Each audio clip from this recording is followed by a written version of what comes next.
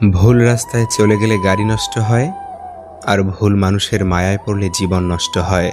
অর্জিত সম্পদ ভোগ করতে পারবেন কিনা তা অনিশ্চিত, কিন্তু সম্পদ অর্জন করতে গিয়ে যে অপকর্ম করছেন তার ফল ভোগ করতে হবে তা নিশ্চিত।